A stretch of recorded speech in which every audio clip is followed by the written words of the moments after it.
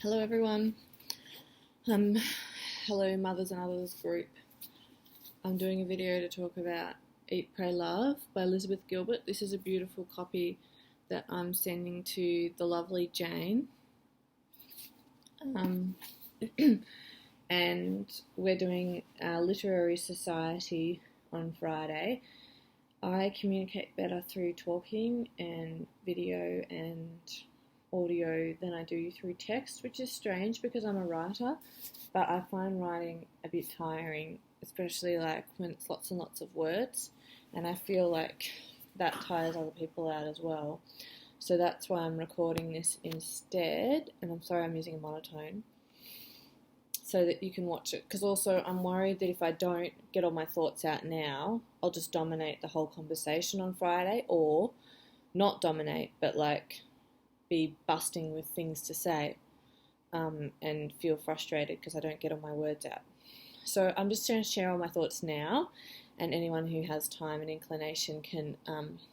Sorry, I'm just really distracted by my amazing haircut that I got on Thursday when I was having my hotel day. Isn't it beautiful? There's a tangent there. I'll just tell it. So actually, that's the haircut place, hairdressers, where I got my hair done for my wedding, our wedding, but then I went there for a haircut another time, and I couldn't go to the appointment, and they said, we're going to charge you 100% of the price of the haircut if you do a no-show, and I was having a meltdown and I couldn't go, and so I no-showed and I didn't answer their phone calls, and then I'm like, well, I can never go there again. But I went there again, they didn't recognise me, they didn't have me on file, they didn't have like a big picture on the wall of my face saying, never serve this woman until she pays for the haircut that she didn't turn up for. Anyway, that's a little story about autism for you. So, Eat, Pray, Love. It was a #1 bestseller on the New York Times list for over a year. Please fact check that if I'm inaccurate.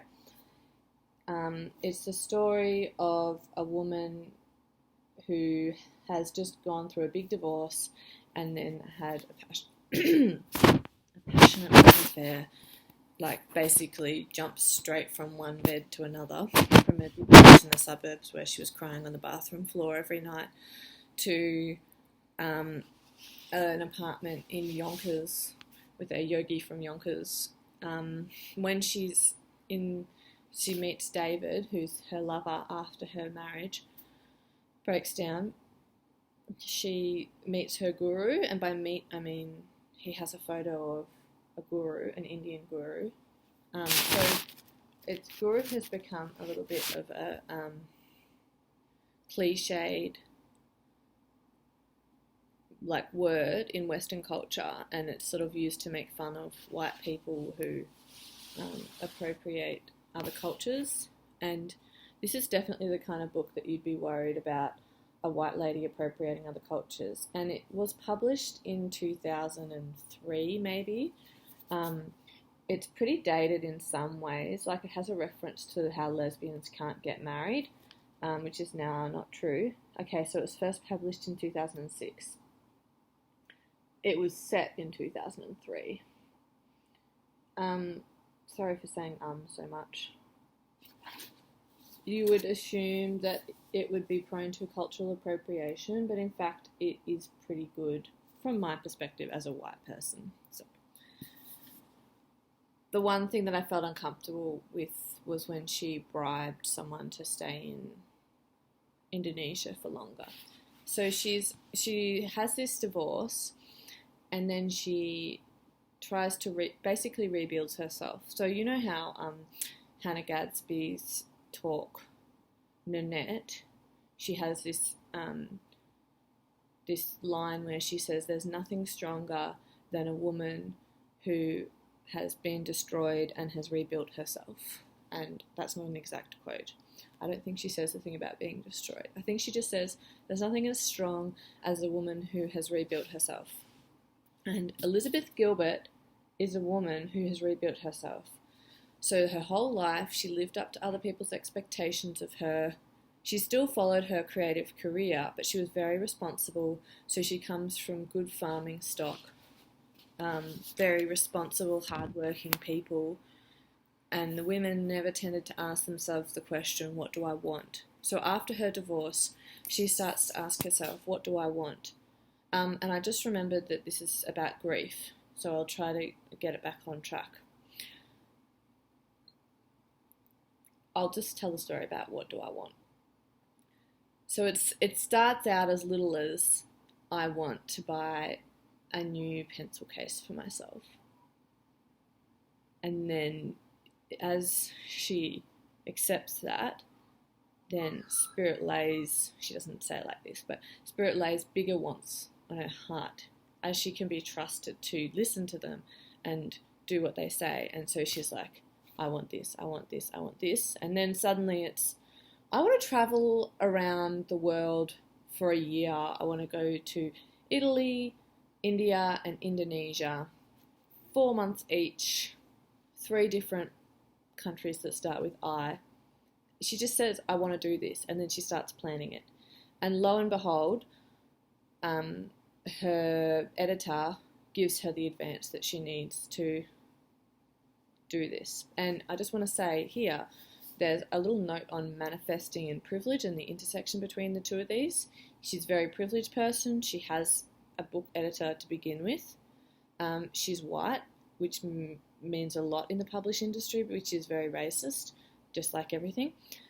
And so she has a lot of privilege, but she still manifested it because she had to let herself believe that she deserved it. She had to make the plan. She could have been a privileged woman staying in that big house in the suburbs with her husband that she didn't love, having children that she didn't want to have, because she was literally trying to conceive. She talks about trying to conceive because that's what they decided to do. And every month when she got her period, she'd be like, thank God, another month of freedom. That is the call of a woman who needs to tell herself what she wants. So, grief. I've already shared before about a story in here about grief. So, she leaves David. So, David is the lover that she gets together with after she leaves her husband. They adore each other and they're like completely, I'm doing this with my hands unconsciously, infatuated, just like total limerence. And if you don't know what limerence is, please look it up. It's a beautiful word. And she has to leave him because they've got a unhealthy attachment pattern in which she clings and he recedes. And so he's avoidantly attached and she's whatever the other clingy attached is. And the more that she wants him to love her, the more he pulls away. And it's like his love and attention and adoration is a drug that he's got her addicted to and then just pulls away from. And that's very normal. Common, I should say, not normal. So anyway, she has to leave him. She takes off. He does offer her at one point. He's like, okay, we adore each other. We're obviously a nightmare together. Why don't we just accept that? Why don't we just accept that we have this destructive relationship? It's going to be shit, but let's just do it anyway because we love each other. And she even considers it. And then she's like, no, I need better for my life than this. So when she's in Italy, which is her first country, she lets go of him.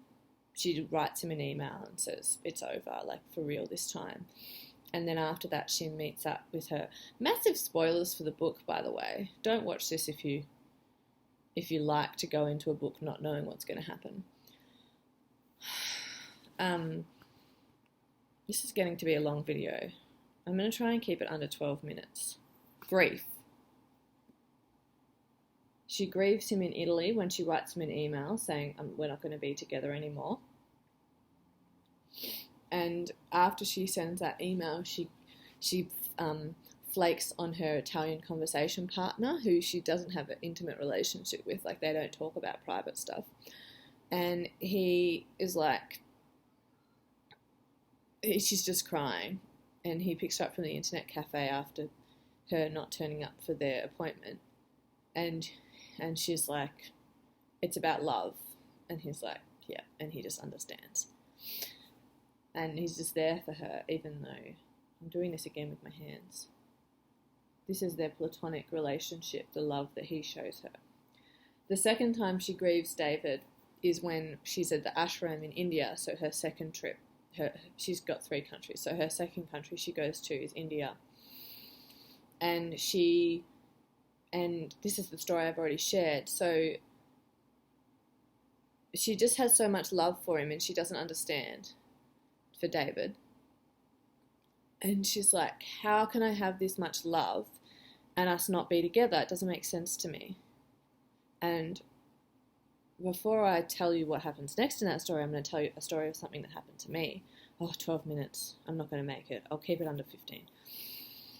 I was in Alice Springs. It was 2013.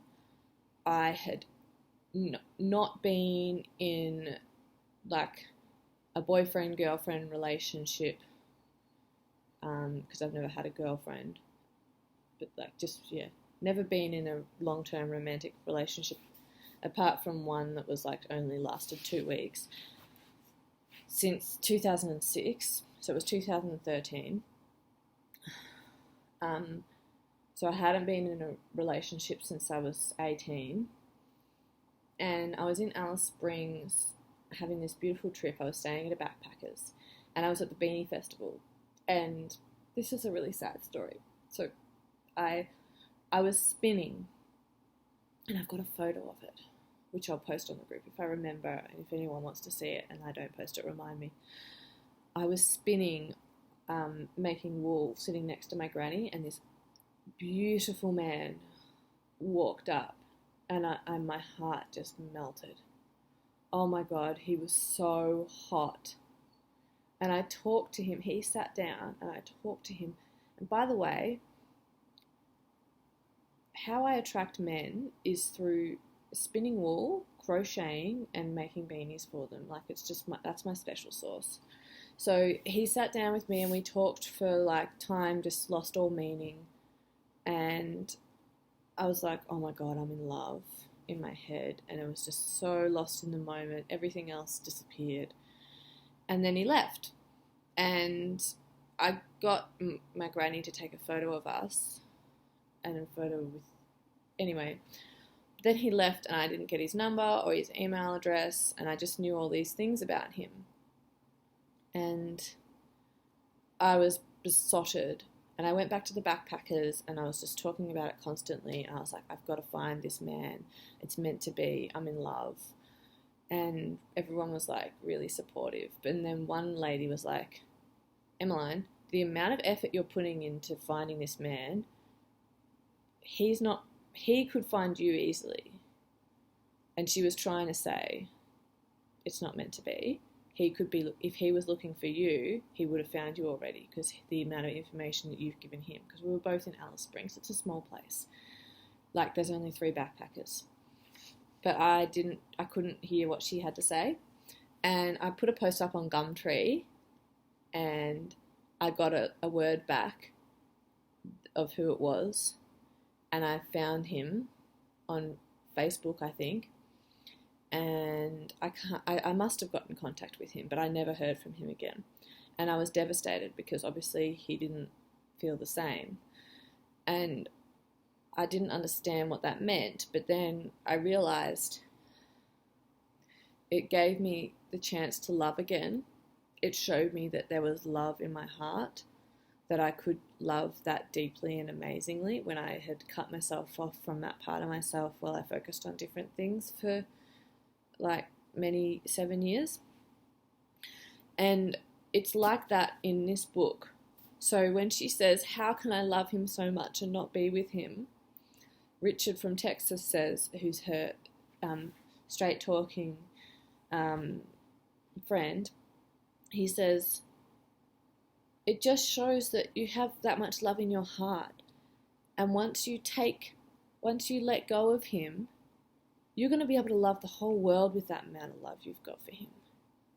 And I think that's the gift of grief. When you let it go, when you stop holding on to grief and you allow grief to pass through you, that makes room for joy. And the lessons of grief are hiding behind the old scaly skin that you need to slough off. And that's 15.5 minutes, and it's probably a good place to end it. Bye.